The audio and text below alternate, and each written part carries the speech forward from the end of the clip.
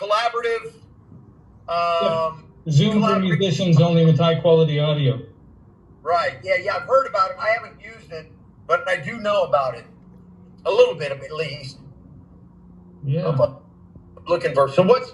Hold on one second. I'm trying to find some place here. Let me just make sure I'm not missing my thing here because I'm trying to get to this meeting. Hold on one second. Scott's energy is freaking phenomenal, bro. From the first second I met this dude.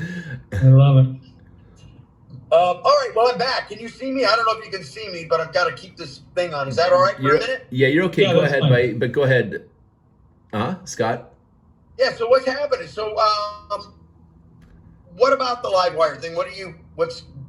I'm trying to understand. Sure. I'll just be brief. For Sessionwire, we've developed 3.0, which is the new version.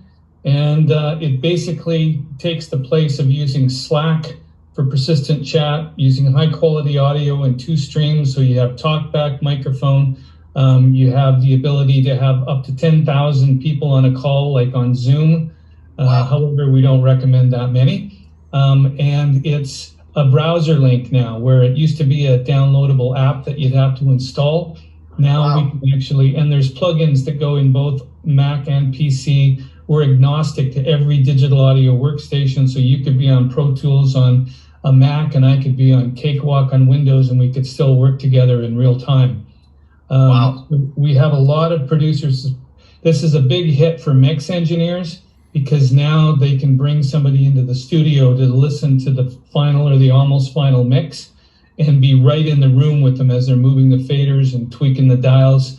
And they can hear through their own speakers or their headphones or whatever their system is, and be able to it saves so much time throwing notes back and forth, change this, turn this up and down.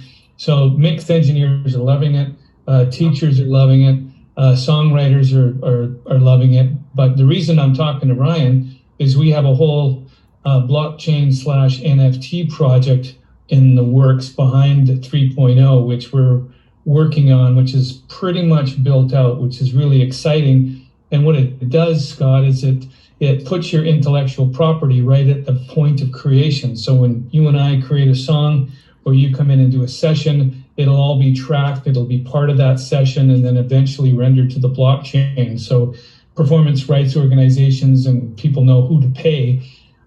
So it's Talk about really, that part right there, though, because that's really important, how you can assign the royalties in the song there. Go ahead. Yeah, no, that's where it's going. That's awesome. Fantastic. So that's built, and anyway, would love to get you to try it out. Oh, I would love to. Happy to, if Ryan, you can forward me Scott's email. I'll send our main onboarding guy a link. And maybe you can connect with Steve Percaro and talk about how you can help us do a video or something to promote it. We're waiting to bring the 3.0 launch to the community. We have some of the high-level producers out there, but we want to get to the mainstream market, which is our next goal, which is why we're raising a bit of money now and trying to get this thing going. Can you play that little testimonial from that musician, just the short edited clip of his testimonial about this, who won like 30, how many platinums? 35 platinums? 38, but 7 Grammys. I don't know if you can hear this. This is Rich Keller. He's also on Pure Mix, and he works in New York City. Is it Rick Keller or Rich? Rich. Okay, different guy than I know. I know a Rick Keller. First of all, I love what you're doing, man. Being able to basically turn it into NFT right at the creation stage.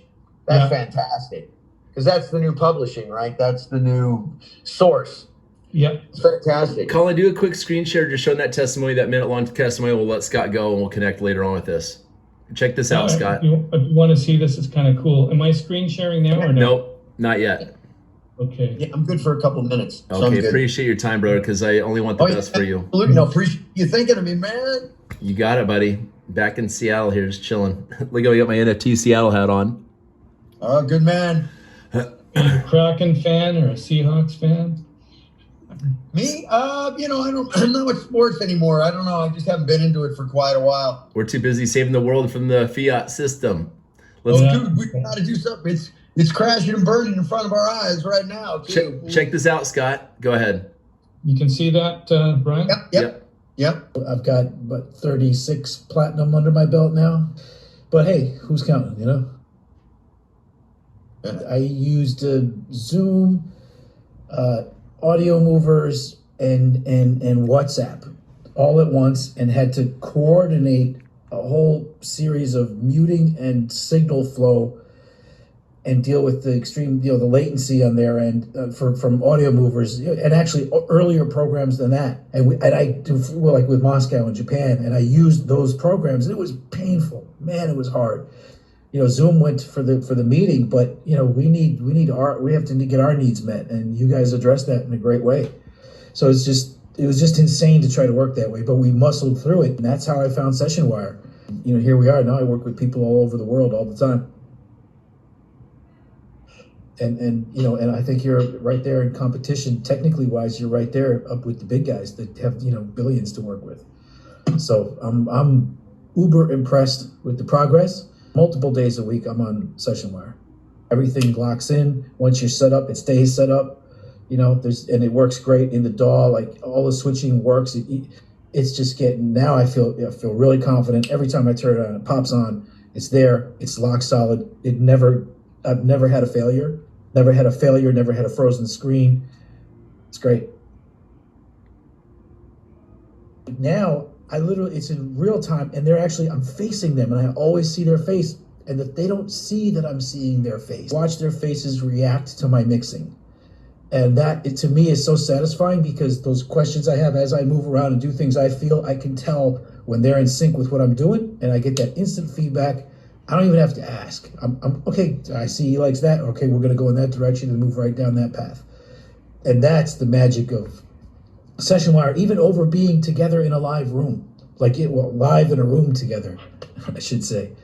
That's a bigger plus, because it's actually the real connection. What I've discovered, the most valuable thing, aside from the networking and being able to pop in and out, and just, you see the list of who's in their room. You just pop in on your buddies mixing, you know what I mean? Or clients, if they're there. But generally, it's more the professional community has a place to exist. Like the way we used to be at Sony, the Hit Factory, you'd walk around down the hallway, they have 7, 8 rooms. You can, pop in, stick your head in, see what Tony Maserati's doing, see what Bob Powers is doing, Oh, Bono's on the second floor, Michael Jackson's upstairs. Let's pop in and see what's going on. So, with Sessionwire, you can still do that. It's back to that again. We have the community, the core of the professional community we're available to each other in our environment without having to schlep to the city, have a drink, have a coffee. So now we can do it while we're working and exchange ideas, and that fertile, that garden, of new ideas and new techniques is available. Wow. One of my biggest clients, my international clients, I should say, he's a big star in Russia, and he's super talented and he's super hands-on, and it's great because with Sessionwire, we have the remote mouse capability, and literally he's in Moscow, he's on my computer mixing his song from my computer, and it feels like we're in real time doing it. And and we can both just jump in and grab something, because he likes to go through and set all the he's got 300 tracks. So he likes to go through and set all the pans himself. Then I go EQ and do my big picture stuff. And then he goes back in and micromanages things like he likes to do. So then I walk away. I leave him for a couple hours working on my computer downstairs. Then he texts me, okay, I'm ready for you. And I come back and we shoot the shit to finish off the mix together. And it's great. So what else do you want? Wow. That's from one of our awesome. So that's awesome, man. This sounds great. So this is really for kind of mixed. This isn't for, because obviously there's latency issues, right? I mean, what is the latency issues? Where's that at right now? Well, first and foremost, the latency, you wouldn't experience any latency if you're recording together. That's the sort of secret in the black box of Sessionwire. It's peer-to-peer, so our high-quality audio stream does not go and bounce to the internet and then bounce back to you. It's a direct connection peer-to-peer. So we have the video chat and the audio, just like what we're doing with Zoom. And Right. then we have a separate channel for the high quality audio. So you'd be, playing your sax into the microphone, and I'd be hearing it on my digital audio workstation of my Pro Tools or whatever, and I hit play and record. I can either do one of two things. I can record you by sending you the reference track and you play, and I just hit record and I can record it to my DAW, or I can take control of your machine and put your DAW to record while you're playing, or you can record while I'm watching and producing you, and send me the WAV file. Dude, so I would love to. I did this with Adrian Crutchfield, and he used to play with Prince. And I met him at the NAMM show, and he said, hey, if you ever want sax on your album, hit me up. So I did, and got him on Sessionwire, and he actually played on my album. And that's exactly how we did it. And I'm glad that I was able to do face-to-face produce it, because, I asked him to play like a slower phrase, and now can you do like a Kenny G whole bunch of notes thing and then tail off at the end? Had he done it, over the wall, just on himself, he probably would have sent me 3 or 4 tracks, and then I'd have to edit them together. You know the drill. You've probably done that 100 times. Yeah. So I think what I use, because I have an engineer that I work with too, and he takes control of my machine basically, and I record on my side. And I think we're using Sound Source. Is that right? Sound Source. What are the other versions? Source Connect.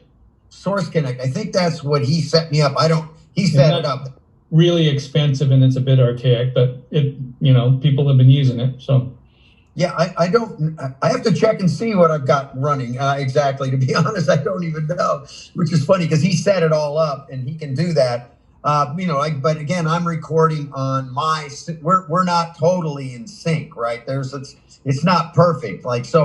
There has to be some form of latency. Is there a number? I mean, if I'm recording, are you recording me on your deck, or are you recording me running my machine and recording it on my side? So that's the beauty, is that you can alternate that workflow to whatever works best for you. Wow. So the difference is that there's no noticeable latency when you're using the high quality peer-to-peer audio. And I can get our support guy on here who can really give you the details. But if I send you a 2 mix that you're playing to, as long as we're hearing the same thing, it doesn't have to be at the same time. Right. We're hearing it at the same time. Okay, so you're doing some kind of voodoo to get past physics. Yeah, well, the way I say it is remember when they first came out with time-aligned speakers in the big stadiums? And you could they could time align the speakers so you'd hear it at the same time. I don't know of a better analogy, right? But both the founder and our tech guys can explain it upside and backwards to you. But the fact is that Jason Sheff is using it, and Steve Percaro is using it, and all these guys like Rich Keller's using it for mixing, and different people are using it. Adam H is using it for songwriting. He's recording his gal in Spain. Peter Escovedo is doing tracks from San Francisco with people in LA every day. It's working. And you say you can do it. It's a browser-based system. So in other words, if somebody wants me to put a solo on a record, right? And I go, okay, you're over there, I'm here. They send me the track or whatever. Can I just send them a link and they can get it through the browser, or do they have to download a bunch of software? How does that work? It's just a browser link. Wow. And this is pretty cool. This is what everybody's been waiting for. And I was explaining to Ryan the browser link thing. That is the new version. So the old version, yes, you have to download it and install the app, which is just like Zoom, and everybody's used to that. But we do have the browser link and the persistent chat. So you've got it like Slack, so that you have your own groups. So I like to have, my jazz band, my regular band that I rehearse with, my songwriting buddies. You can have different groups and either bring them all in together or one at a time, and then essentially set up your own studio. And you can't record 3 or 4 people at the same time, can you? Well, that's where the latency gets a little wonky. Well, we've got a new thing on the books. Once we raise the $6 million, we'll have that.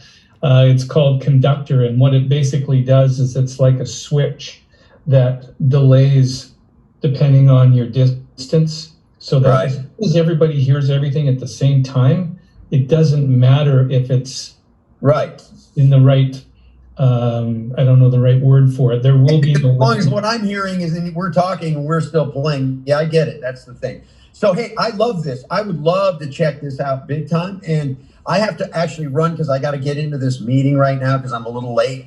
But can we connect up and I'll send your email. I'll get it from Ryan.